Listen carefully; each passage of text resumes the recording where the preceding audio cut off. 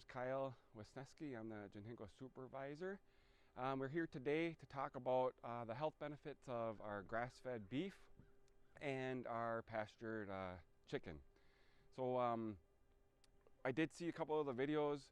We were able to offer one grass-fed animal and some eggs to the Indigenous Diet and Healing Grant.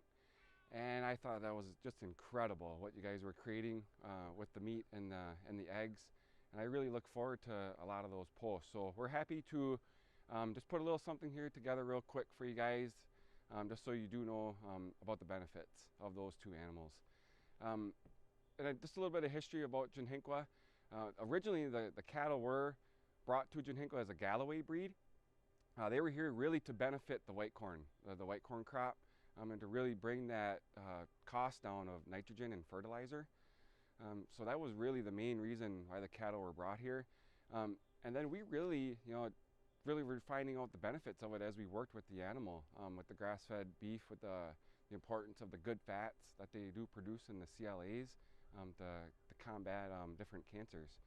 So it's important that we do believe that it's a 100% grass-fed animal. We know that cattle are not meant to eat grain. That was something that was brought in by the federal government, which was a million dollar marketing scheme to bring grass-fed animals and then finish them on grain, which is something that we don't believe in because of different aspects of the animal that it can do, including mad cow disease and things like that. And with grass-fed beef, there has not been one case of mad cow disease in any grass-fed animal. So we're proud of that. We're proud of our herd. And the chickens, we do have laying hens right now. So we do offer those eggs to the emergency food pantry right now. And our chickens are grain finished, but they are pasture raised during the summer times. Of course, in the winter, they do need a little bit of grain to get them through. We are proud of our chicken. We got a brand new chicken tractor is what we call it. It's a state of the art. It's all ran off of solar. So we're keeping true to that sustainable aspect. And we do have now a new breed of cattle. We got rid of the Galloway, and that is now a shorthorn breed. We are the only tribe in the United States right now that has a registered shorthorn breed, so we're really proud of that. And we do offer that cattle to the emergency food pantry right now is where you can pick that up. So besides the benefits of the health in the person, we're also very conscious of the health of the ecosystem as well. So we know that we don't have any runoff, none of our manure is ever going into the creeks or the rivers or anything like that around the reservation. And it's a very responsible way to raise the animal. And we also believe that we are kind of imitating the movement of the buffalo. So we use those cattle to our benefit. Everything we do with them is to our benefit, to the land and mainly to the white corn. We have produced a business plan here at Tsyunhehkw, and a big part of that plan to make us fiscally sustainable is the cattle. So we do hope to get up to market 72 animal per year, which is a pretty large number, and that would create a huge amount of food security here on the reservation. We are coming into some problems with processing, so we do have a mobile processing unit on the way to help us get some of our animals processed here on the reservation to help with food security and food sovereignty issues. And all that beef, of course, will be available to the membership. We are very proud of the beef and the chicken. We do believe that it is the safest and healthiest beef and chicken on the reservation for our members to consume.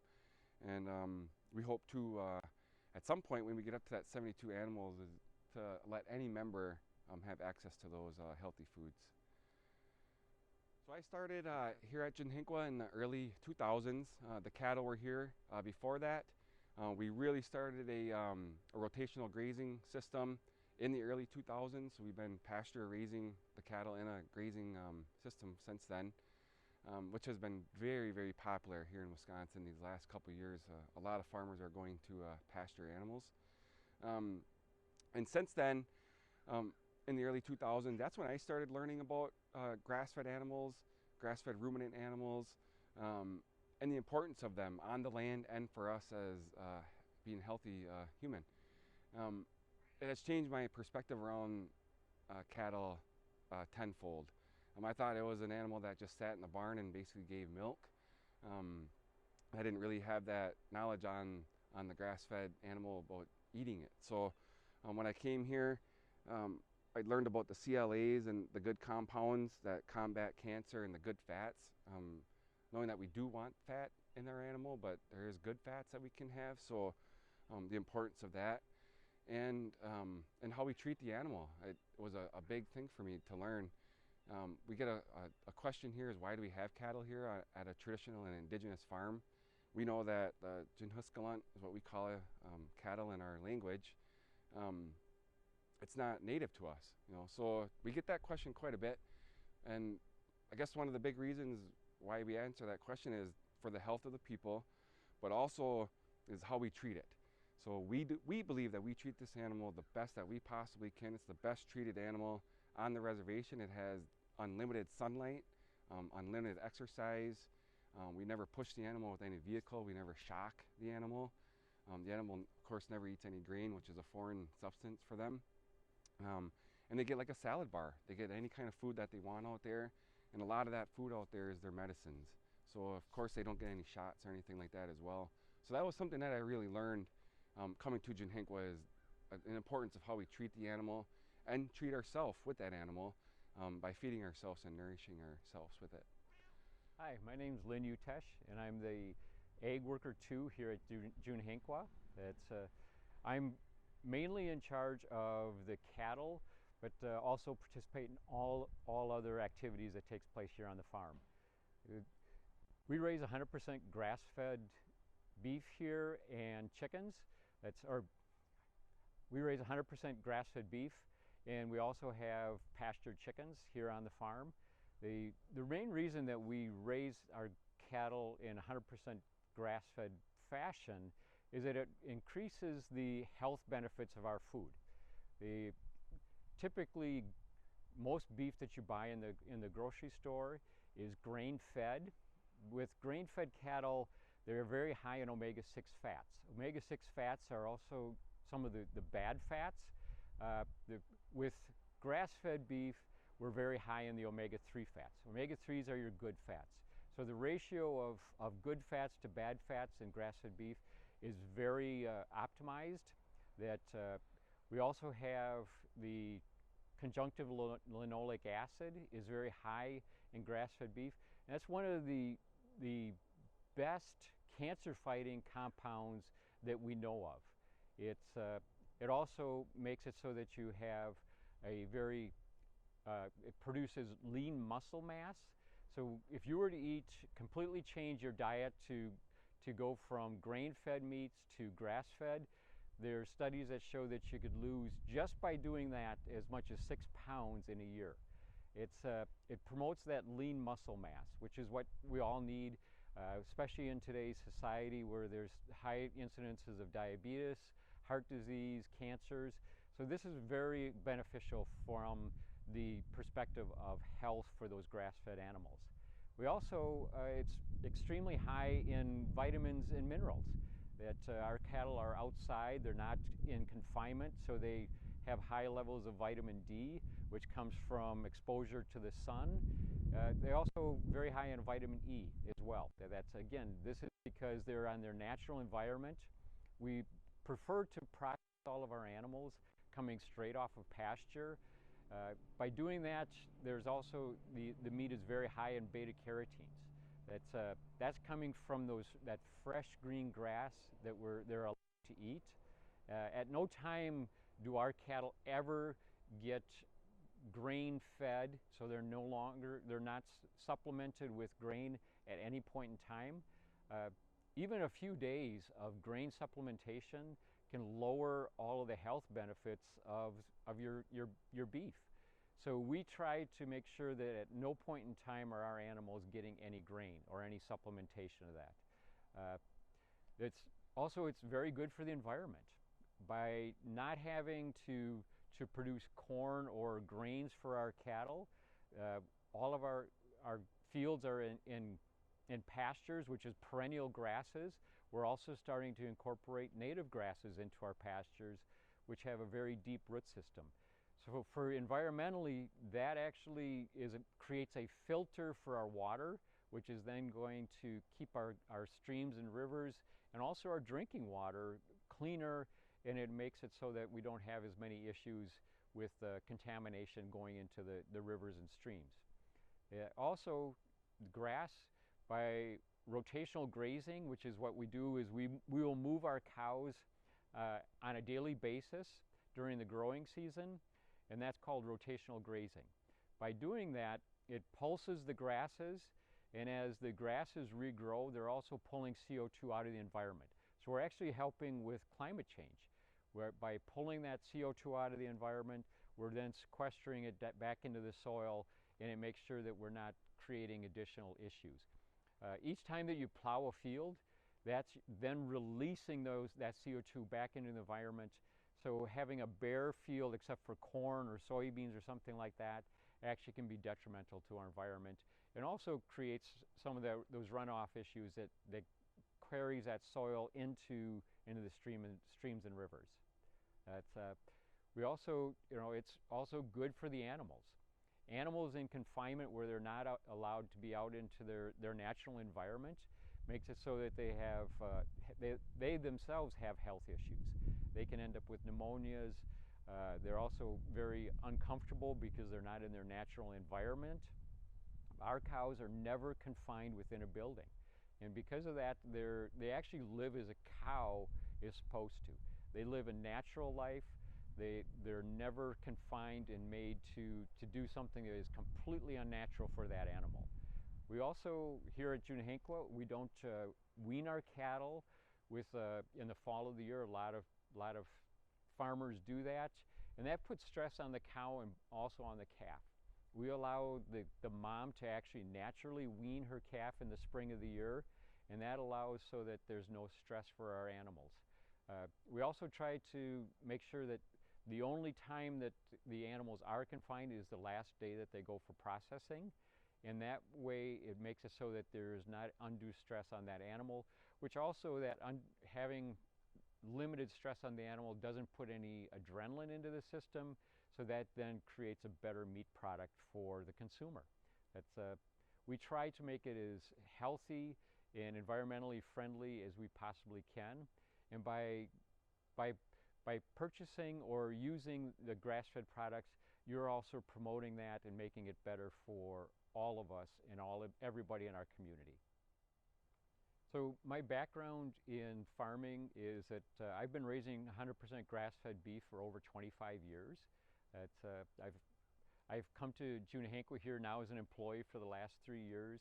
But prior to that, I would come over and also volunteer here to help the employees, the former employees, to learn how to rotational graze and how to fix fences.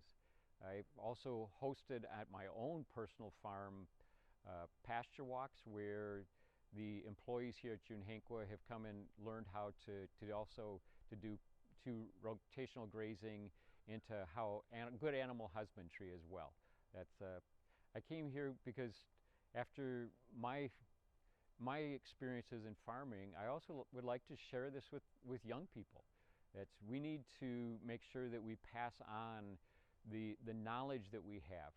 So for rotational grazing, grass-fed beef, there's a lot of, this is fairly new. It used to be done by people in the past, but we lost that with our modern farming practices.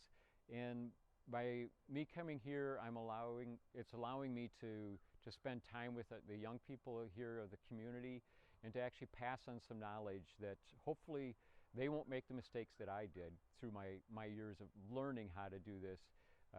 So that's a lot of the reason that I've come here to Tsyunhehkw. I'm Jordan Paulus. I'm here in Tsyunhehkw, and this is our mobile chicken unit. We have Rhode Island Reds here, all organically fed, free-range chickens.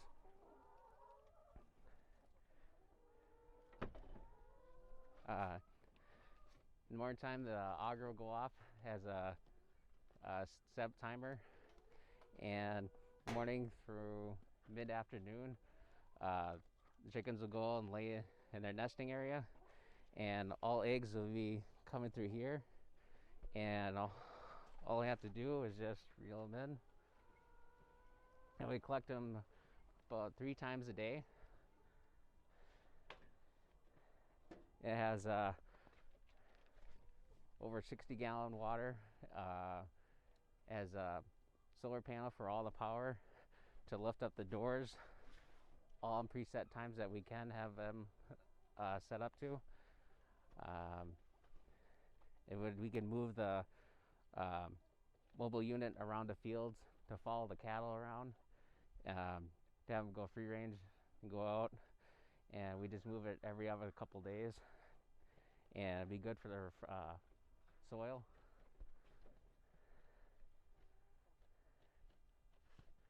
We have up to 200 chickens. We have 100 of the Rhode Island Reds and 100 down by the barn. For all the droppings, we'll use them for fertilizer for gardens or people's community gardens. Anybody that could come here that needs fertilizer, we'll have it on hand.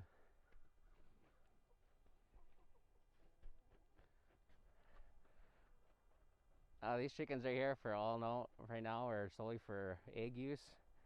However, if anybody in the community that has chickens that they want to process, they can come in anytime. Just give us a heads up for a CPU. We have a stainless steel kitchen, knives. We got a cooler in there. Just about everything, chicken plucker, just everything from A to Z that they need to process any chickens that they may have. This is our automatic egg cleaner. We have a gauge here to keep the temperature at 90 degrees to properly clean our eggs. And then we have vinegar as another solution to clean our eggs. All you do is place the egg here. And then it has a series of 2 brushes cleaning the egg. As that egg goes and it cooks over, it cleans the top and bottom of the egg. Then we can set the breast feed and off and on.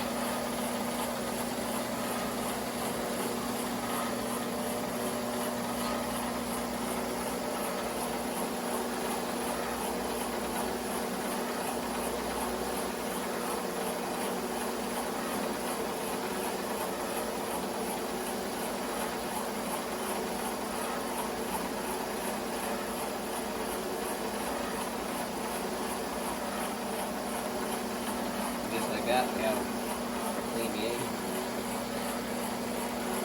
And then I'll do another process, cleaning up, rinse the eggs through another more hot water, just for one final spritz. And then we properly clean this.